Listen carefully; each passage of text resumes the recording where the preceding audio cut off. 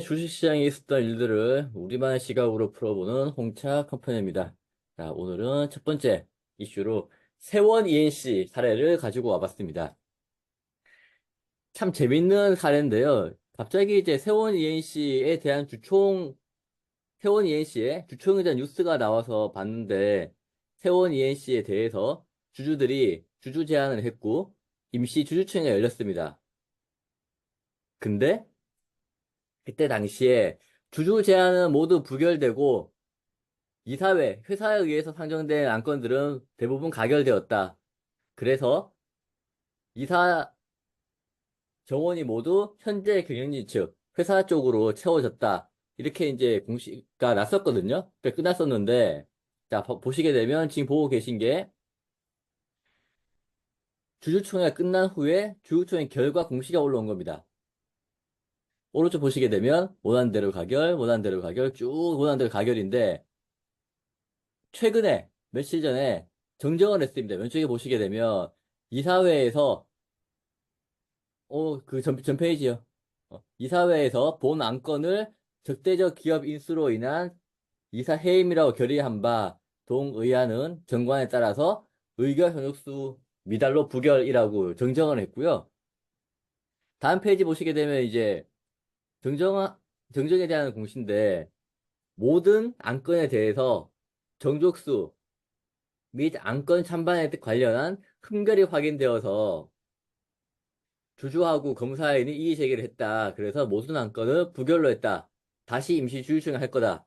라고 했습니다. 이런 경우가 잘 없거든요. 특히나 주주총회를 진행을 해서 안건이 통과가 됐는데 이거에 대해서 다시 문제가 있다고 이의 제기를 하고 다시 임시 주총을 연다? 저는 처음 보거든요. 이런 일이 발생하는 경우가 이제 가끔씩 뭐 한두 가지 안건에 대해서 뭐가 잘못됐다고 하면서 그 주주총회 취소 소송을 하는 경우가 있긴 합니다만 지금처럼 모든 안건에 대해서 취소가 나오는 경우는 없습니다. 그래서 무슨 일인가 하고 살펴봤는데 다음 페이지 정관을 보시게 되면 적대적 기업 인수 또는 합병에 의한 기존 이사 해임이라고 결의하는 경우 그리고 신규 이사의 선임이라고 결의하는 경우에는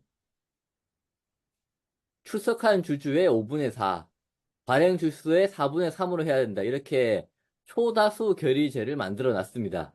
이랬더니 상식적으로 주주총회를 하는데 발행 주식수의 4분의 3의 찬성을 얻기가 거의 불가능하거든요. 75%의 찬성을 얻어야 되는데 그렇게 해야 통과될 수 있다고 전관을 바꿔놨더니 지금과 같은 상황이 그, 발생했고요. 이제 모든 안건이 다 취소가 되는 의결 전족수 미달이 되는 그런 사태가 발생을 했고 세원 ENC의 이제 주주 현황을 보니까 다음 페이지 보시게 되면 이제 최대 주주하고 속수관계인의 지분이 22%밖에 안 됩니다. 22%밖에 안 되는 이 상황에서 초다수 결의제를 해놨으니 이제는 경영권 분쟁이 생기면 이사 선임은 불가능하다라고 보는 게 맞고요. 이런 일이 처음이냐? 그러지 않습니다. 큰 회사에도 이런 일이 있습니다. 다음 페이지 보시게 되면 이제 예전에 2019년도에 일어났던 일인데 대한항공에 대해서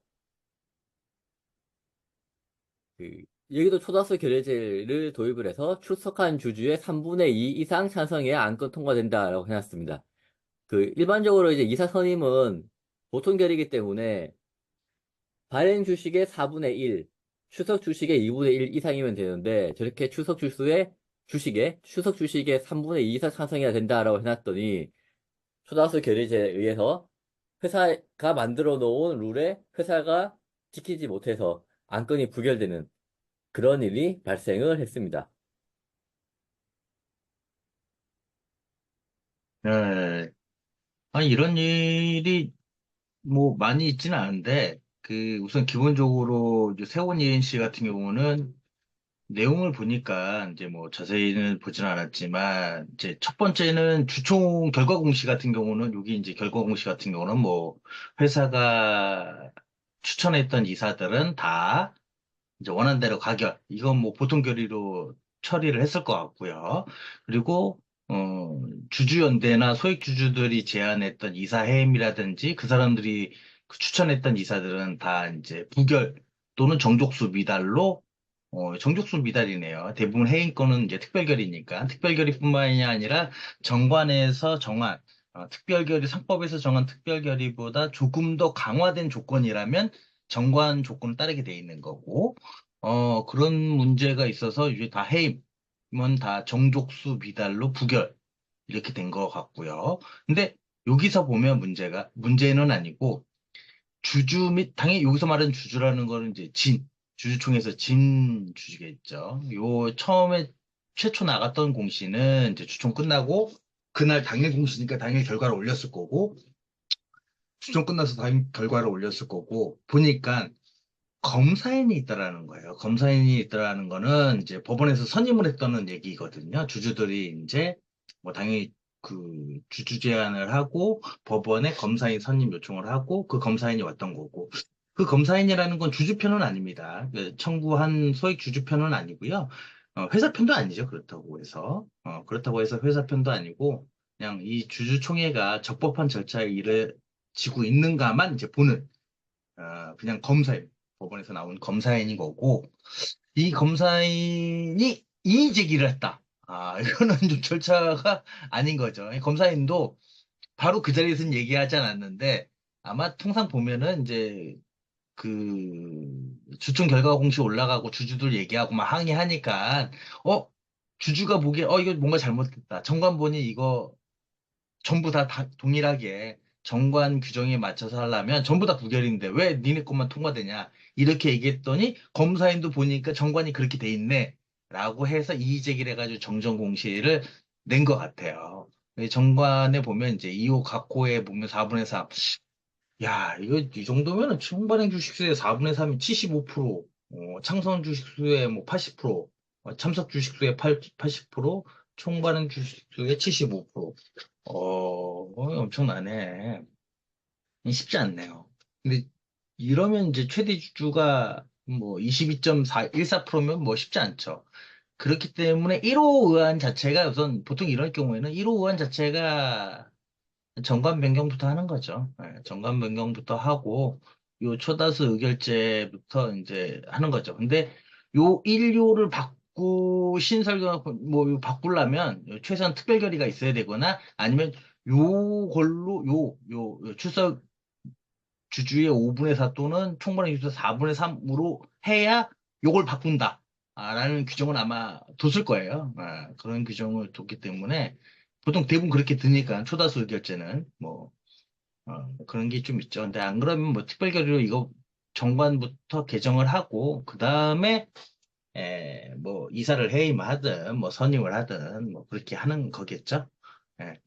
그런 거고 이제 조영호 회장님 뭐 이거는 뭐 한참 뭐 뉴스에 많이 났던 거니까 뭐 이건 뭐 국민연금이나 뭐 이런 것들이 많이 있어가지고 우리 이게 조 회장님 이거 고인이 되셨죠. 고인이 된 거는 뭐 어쩔 수 없는 그런 거죠. 그래서 이제 저는 이거 요약을 해보면 다음 페이지에 이제 경영권 방어를 위해서 초다수 결의제를 도입할 수는 있거든요. 그런 경우도 많고요. 근데 저 규정을 회사에서는 방어를 위해서 만들어 놨는데 저 규정 때문에 회사가 원하는 방향으로 안 되는 경우가 있다. 그래서 지분 구조를 좀 다각도로 분석을 하고 도입을 해야지 단순히 상대방 맞겠다는 생각으로만 도입하면 안 됩니다. 대한항공 같은 경우에도 기존에 있던 주식 지분으로는 가능했을 겁니다. 근데 형제들끼리 싸웠잖아요. KCCI 들어오고요. 그런 일이 없었으면 이제 투자수 결의제를 하더라도 통과가 됐을 건데 그렇게 예상치 못한 일이 발생했기 때문에 통과가 안 됐고요. 그래서 굉장히 조심스럽게 적용을 해야 된다라고 말씀을 드립니다.